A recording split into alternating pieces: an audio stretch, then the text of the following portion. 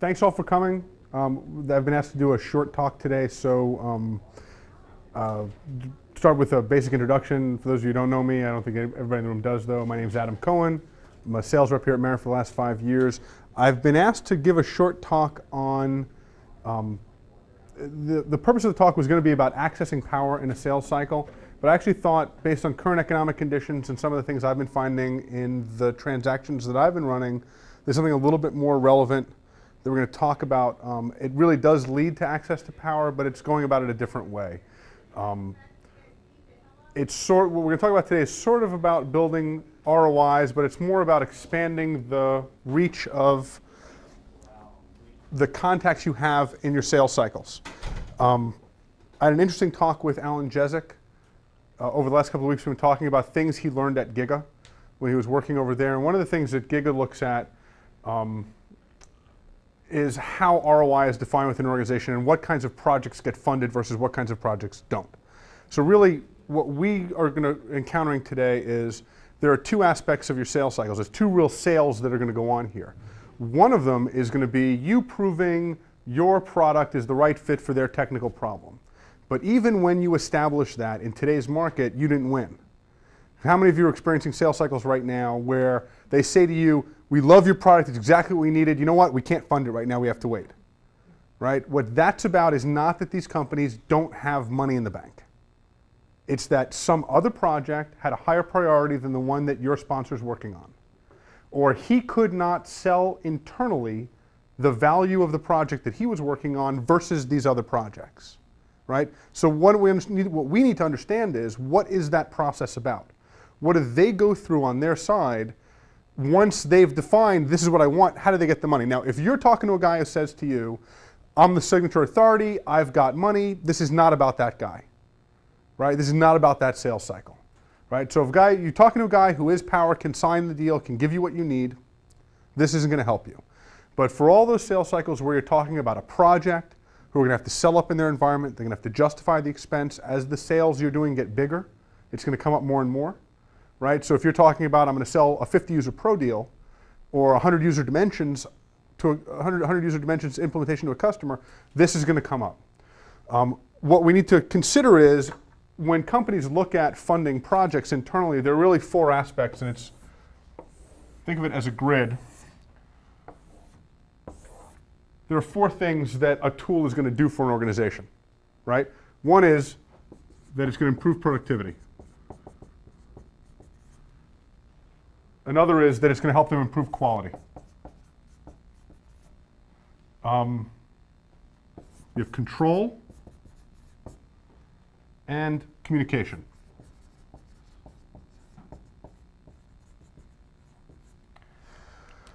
Every product so when you successfully go sell Version Manager, that guy is going to have to go, your development manager now wants to go buy your 30 seats of Version Manager from you.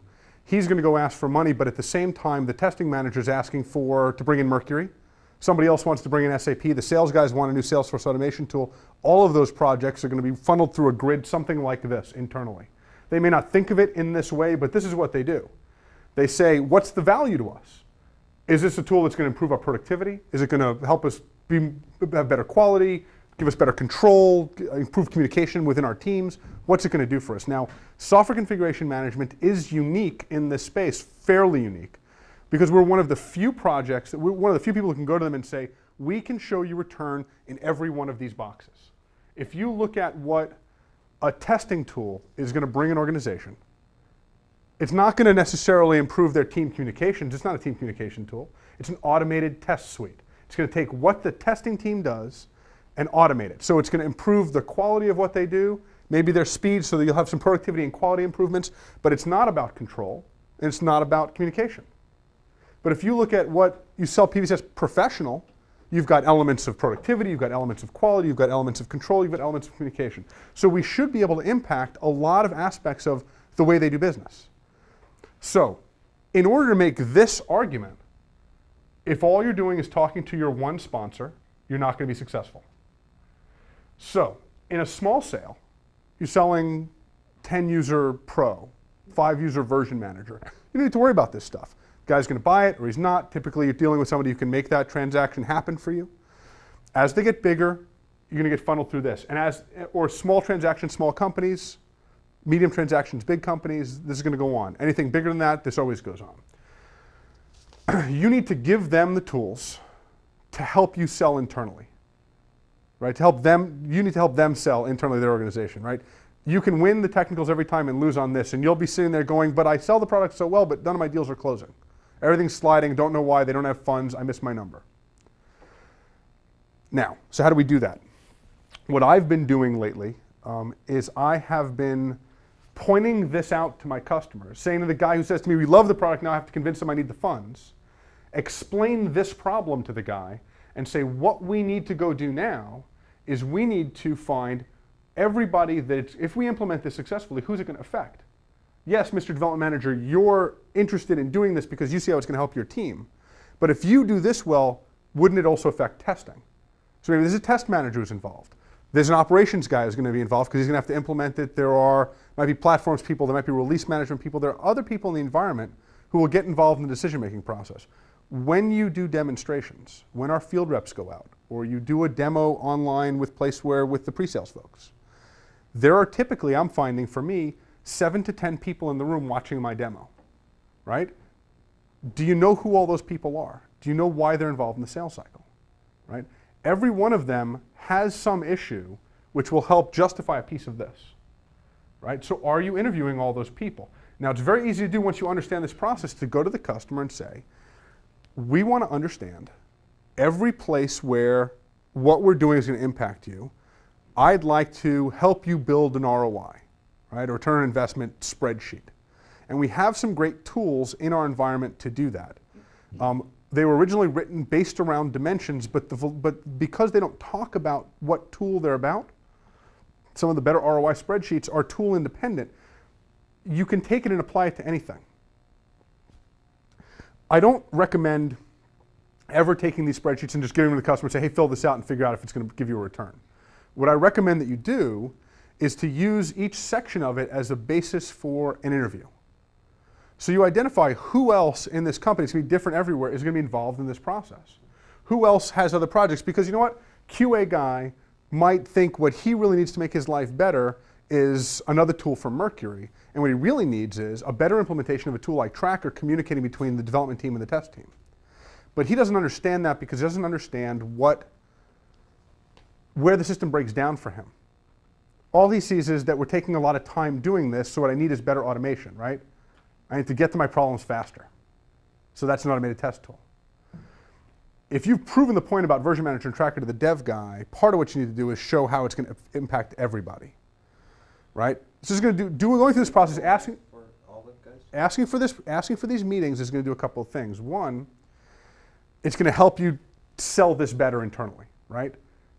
Build the value proposition to get the money even in this economy, to show that your project, this project, is maybe more important than some of the other ones that they're thinking about funding, but more importantly, on the long term, how many of you have had experiences where you have a customer you deal with over a period of time, where you pretty much have one contact at that company? Guy leaves or guy gets promoted, new people come on, they're not as interested in you, but you've been embedded in that, we as PVCS have been embedded in that shop for a while, but we don't know the other people, right? Because we've never taken the time to cultivate those relationships. Sometimes that's about comfort, right?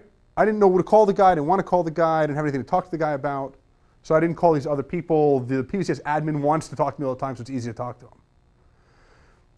This gives us something to do that helps us understand their business model better, helps them understand what a successful implementation should help them with, and gives us a broad base of contacts in the company, right? So when we sell up, you get more people shouting internally that this is important to them. And that's what prioritization of projects is really about. If you have one guy saying this is really important and 7 guys saying something else is really important, who are they going to listen to?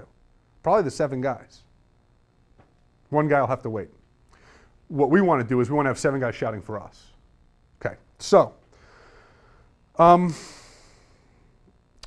do we do that? Have any of you seen ever seen this spreadsheet? It's an ROI survey document, software development survey. Basically, this is an Excel spreadsheet that was written for dimensions. I want you to notice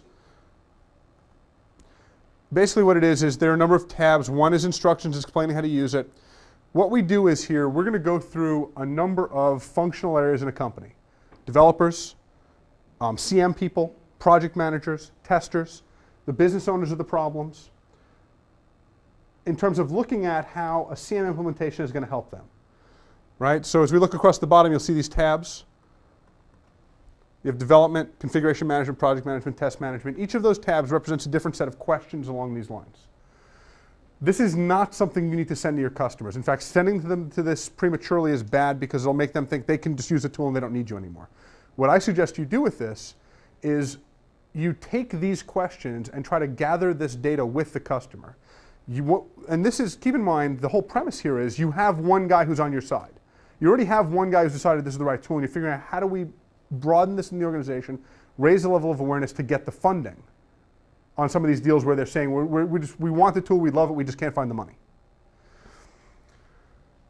What we look at here is what's the impact of the tools we have, right? What are we going to do for them? What's going to happen? In order to understand that, what we need to understand is how do they do things today? And I don't mean what tools do they use or what's their process. I mean, how much time do they spend? We can address something between 60 and 70 different little functional areas by implementing pro or dimensions in an environment. That's sort of the number we've come up with product management, right? Where we can impact how typical people do things. What we need to understand is, okay, here's tasks developers do, right? They prioritize their tasks, they track change requests to the changes in the software, they determine impact of a change. I'm going to look, you guys want me to do what? I have to figure out what's going to happen if I do that, right? So these are all the things developers do on a day-to-day basis. What we want to understand is whatever system they use, whatever tools they use to do this, how much time does the average person in their environment spend doing each of these tasks in a given month? You don't go interview the developers to find this out. You interview the development manager. You don't interview the testers to find this out. You interview a test manager. You don't need exact numbers. You need fairly good numbers. And you may give the guy, what I do is I cut and paste some of these questions. I send him a list. I say, I want to do a meeting with you where we look at how you guys do these things. You might need to do a little research prior to the meeting. Here are the things I'm interested in. And then we talk about. So what we have here is what the issue they're trying, what the various issues are, what a description of it is, and how much time they spend. What we're going to look at in this sheet, and I had to set my resolution a little low to use this, so I have less columns than I would have. Normally,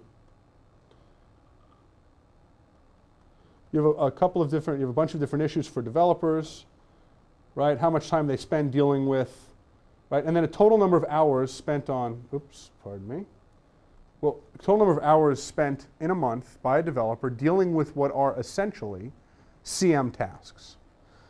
Then you go through the same process for CM managers, CM tool people, for project managers, for test managers, for test people. The issue is going to be different.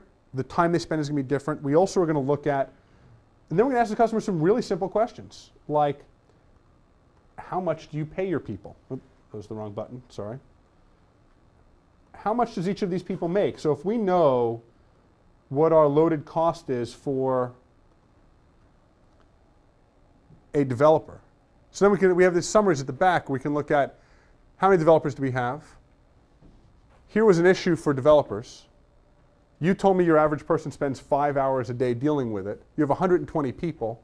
That means you're spending 600 hours a month based on what you told me you pay your people, and this is all auto-calculated in the sheet. We're spending $7,000 a month right now just on that issue. The way we do it today costs us $7,000 a month. Once you know that, then we can look at, if we're going to automate a piece of that, how much of an efficiency are we going to get? We have a question. How often do you think people have really know this? The customers you talk to, do they know that? I'm going to repeat the question for the cameras. The question was, how often do people actually know this information? Some do, some don't. Some will find out for you. Some won't. If you don't ask the question, you'll never find out. I would say that more than half have some sense of this. Here's what won't happen. Your sponsor, in your one sponsor sales cycle, your sponsor won't know these answers, right? He might know them about his department, but he won't know, if he's a dev guy, he won't know what test does. He won't know about CM, he won't know about the project managers, which is why your justification for getting these other meetings. You're going to show him, this is what we're trying to do. So I would take my sponsor, explain exactly what the process we're going is to help him justify what he's trying to do, help him show him what the impact is going to be everywhere, and have him help me get these meetings. So that somebody knows this information. A test manager knows how much time they spend dealing with issues. And if they don't know, maybe they can estimate. Then he knows how much he pays his people. Right? The project managers know this stuff. So the data's out there. The question is, if I went to one guy and asked, he's not going to know this kind of stuff. So this also helps you expand your justification for expanding the reach around the organization. This page actually looks at all of the sections. If you look over here, there's a section for inputting where this data comes from. How many people, average monthly loaded cost, average cost per hour. Right? So a lot of this is auto-calculated. The stuff in purple you never fill out. So this is a great tool because it's going to give you the numbers you need. And it goes through all of that, and then it does basically a cost-benefit analysis. This page is interesting because this is actual. This is, you're going to get as close to actual as possible. This is what they currently spend. Right? So this is not about us promising them anything. This is helping them understand what doing it the way they do it today costs. These numbers, these percentages over here, that come with the template that I'm going to email out to everybody, what these percentages are, taking a shop that does basic manual CM and implementing dimensions. Okay? So if you were prioritizing assigned tasks, a typical shop of 120 developers, based on the numbers that are in this sheet, let's say they spend 600 hours a month just prioritizing things, figuring out what's more important than what, getting that into a system, communicating that. Dimensions, because it auto-prioritizes and it takes a lot of the work out of that, might give them a 40% bump. 80% bump in that time they spend. Right? So instead of spending 80,000, the target might be 16. What we say to customers here is, this is variable. Somebody coming from version manager to dimensions wouldn't see that kind of, right? VM and tracker with tracker link going to dimensions. You don't have that kind of huge bump. I also say to customers, play with the numbers. Let's figure out, what do you think a reasonable improvement there is, right? And I can change that number if I don't want it to be 80. Let's say it's only going to be 20. I put in a 20. Oh, sorry. Do 20. Let's say it's going to be 22%. So it's not 80. And the numbers all figure. So we set a goal cost, but we also set a savings column. So when we look at this, we say, today we spent $83,000 a month on it. We think we want to improve by 22%. We feel, you let the customer set these for you. Once you define, I would then go back to him and say, okay, you said these are the places, this is what you do, this is what it costs you to do it today. If we implemented a system like this, based on what we've shown you, the technology you said you like and you want to bring in, what do you expect a realistic reduction in time you spend on that one issue is going to be?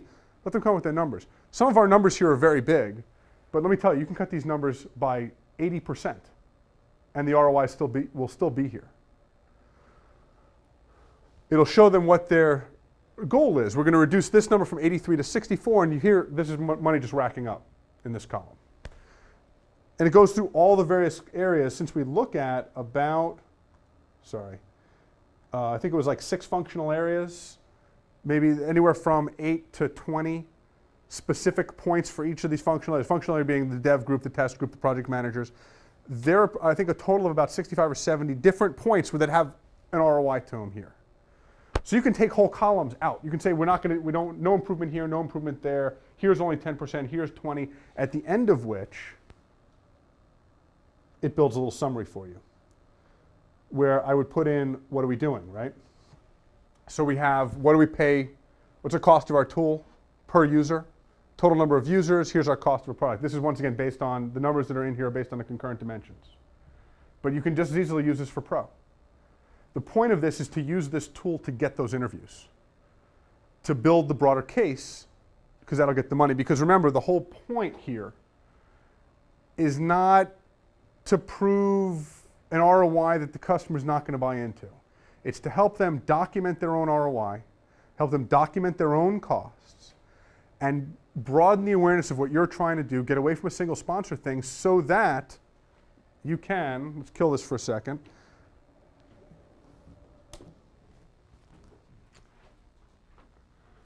Remember, this is the actual issue. Proving that we can hit these 4 boxes. That's what it's about. Right? It's about showing how we can help them improve productivity, quality, control, and communications across their entire structure. So if you think about it from that perspective, the battle here today is not to prove that Version Manager is a better tool than MKS or SourceSafe. We're very good at that. We do that all day long. But we can do that fabulously and still lose deals to we don't have money right now. We can't spend it. It's not a priority. We have to wait till next quarter or next year, next month, tomorrow, whatever. That's where we're going to lose deals. That's what hurt me last quarter. I had more stuff slide out of October into this quarter than I've seen in 3 years. More deals that were done, where I have technically won, they have committed that this is the solution. They've even gone so far as to say, yes, we're absolutely buying it, but we're having trouble finding the money, finding the ability, getting funding, whatever those issues are. So when I was asked to come and talk today, I was like, what's important to me right now? This is what I'm working on for me. So when I'm going through my accounts right now, working on these deals, I'm going back and getting these interviews. And I'm finding that after doing it, I have a very different level of relationship with the customer. And not just my original sponsor, now I have 6, 7 different people I can call at the company because I've done these interviews. And if you think about it, this is really just doing what solution selling asked us to originally. But it gives us a tool to go to them with that gives them something. I'm not saying I want an interview because I want to understand you better. I want an interview, I want to help you understand yourself better. We want to figure out how this is going to impact your organization, your department. Is there any return in this for you? You know, if the answer is no, then the answer is no, but I want to help you figure that out. Question? Sorry, the question was, how comfortable is the customer typically with us fanning out and asking these questions of other departments, other managers? I would say that for me, the answer has been how well a job I have done in showing him what the benefit is for him, right? That this is not about, right, how good a job have we done in showing how much of the solution is worth them, how much pain is the guy in? Those companies who recognize they have issues they're trying to deal with will give you the meetings. I have one customer in particular where I raised the issue, I said that I wanted it, I explained why, and they went to department heads, director level department heads, sent an email, said, you will do a meeting with Adam, here's his contact information, we are sending you his contact information, he'll be scheduling a meeting with you, do it. And this was from an executive VP down, right? And that was in a shop that's looking at 150 user dimensions, but they recognize they have a problem and they recognize they need to justify whatever money they spend. Because they know they're going to spend a lot of money. And they're scared of that, so they want to figure all this out. Other people, it's like pulling teeth, right? So it's all about helping them understand that this is not about you trying to sell somebody else something else. It's about helping them do what they're trying to do. That's pretty much all I've got. I can send anybody who doesn't have it this spreadsheet. There's also a slightly simpler version that was created by David Bellesi, who took this and said, well, this is nice, but it's not as pretty as it could be. So he's got a simpler, a little slightly more direct version. I can send both out, and you guys can take a look and see whichever one you like better. This one's far more comprehensive in terms of the detail level it goes into. Does anybody have any questions? How do you skew that for Pro? Just change your savings? Yeah, because it doesn't talk. The question was, how would you skew the sheet for Pro versus Dimensions? The answer is the only thing that is based on Dimensions here is the percentage savings in each column, which I think is variable customer to customer anyway. And you need to customize that. You need to get them to buy into whatever. You don't want to say, oh, and you're going to save 80% on this issue. You want to ask the customer, you've seen the tool, we've talked about capabilities. If you had the capabilities we talked about to automate this, that, or the other thing in your environment, how much of that time do you think you could save? And let them tell you what their number is. I want it all to be their data. I don't want any of it to be our data. Question? Yes. On the spreadsheet, your productivity increase percentages, where do those numbers come from? How do you justify them? I I used to do, stuff off the Nation's Bank video of 20, 30%, productivity increases, and, had backup of a company actually saying that. Where are these coming from? Okay, should I repeat the question? The question was, where were these numbers coming from? Where do we get those percentages that we use as the baselines? I'll give credit for who created this spreadsheet. Bridget Pallad created this spreadsheet when she was Dimensions product manager. The percentage increases were based on interviews she did with a number of successful Dimensions customers who had done implementations, and these were the averages of the returns they saw on these issues. So you just explain that to the customer? Yeah. That these come from historical? That these come from historic Dimensions implementations from going from no tool or very minimal processes, bad tool implementations, to a full-on process-based configuration management solution. So going from nothing to pro wouldn't get you that kind of return necessarily in our opinion. Some of the areas might be the same, some of the areas wouldn't, because there are different. So you want to know where they're coming from, where they're going to, and that's why you want to get their number, not I our. think there's a clear need. Caveat of this whole thing you got to be very careful of doing, making sure those things justify.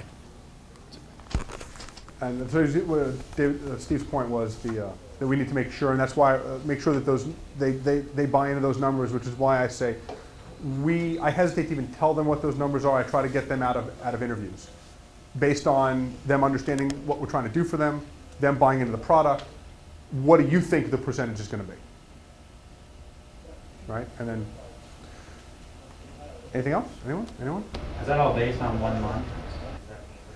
Actually, They're annual. the hours return were how many hours a month, but then it annualized the number at the end. So those columns where it said, and then on the last, on the summary, it does give you a. Actually, we can go back and show it. I don't know how fast this will start up, but the on the last page of the summary, it does do a 5-year amortization that includes what's your annual maintenance cost for the next 5 years versus what's your 5-year return. So it looks at 1 year and 5 years. Question was, is it realistic to go from 0 to Dimensions? And if it seems the case, makes it. We have had customers do that and be successful. The real question about what tool you go to and how successful you're going to be is about cultural issues within the customer side. I don't think that it's a stepping stone from Pro to Dimensions. I think that we can help a customer who's not culturally ready for Dimensions get closer to it by starting them in Pro. But I have had instances where I had customers who were not using any of our tools, who were culturally ready for a tool like Dimensions, and technologically it's what they needed. And we went with it, and it was a successful implementation. This is the bottom of that summary page. So at the top you have your cost per seat, your maintenance percentage, your maintenance figured in, first year services costs, we can figure in whatever those numbers are, what are we going to charge them for implementation services. And at the bottom you have 5-year seat licensing costs, right? License is only once, but you'll have annual maintenance costs involved. They can factor in growth here. We have a column for growth rate. What's your anticipated rate of growth? And we want to give them a comprehensive number.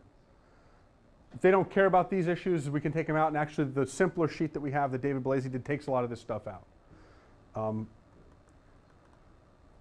But the point I wanted to make about how much you can play with those percentage increases and still have ROI, look at these numbers. We were talking about a first-year total cost of $500,000. This is a $500,000 Dimensions implementation, right? 120 people using concurrent licenses. What we ended up with here is a first-year return after cost of $1.7 million. So this is a customer who, in the year they buy it, if they achieve those percentages as they are in the sheets, is going to get $1.7 million back. You could chop these numbers by 30% and still break even in the first year. Chop them down to 30% and still break even. And then when you look at the 5-year return, because you have no ongoing license costs other than support, the 5-year return is just a monstrous number. We're talking, so in this example, if that customer hit those percentage returns, which any customer might look at and say are high, it doesn't matter because for their $500,000 investment over 5 years, they make back $15 million in productivity. So even if we chop that number by 80%, and so you're only going to get 20% of this productivity, you still had a monstrous return over 5 years, easily justifiable. The point I wanted to make about this, and the only reason that this is important, not that I've ever shown these numbers to a customer like this, is because I wanted to make the point about you can play with those percentage increases as much as you want, and you'll still be able to show an ROI. Because SCM really will impact them that much. That's all I got, folks. Another question. David wanted me to ask, how do you do triage when you begin the sales cycle?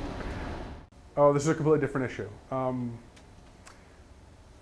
I actually, at this point, want to leave that for, because that's not relevant to this conversation. The question was how we do triage at the beginning of a sales cycle, which was going to be one of the topics I covered today, but we took so much time on this one. I'd rather do that as a separate issue, because that's about narrowing people out of your pipeline, and it's a different conversation.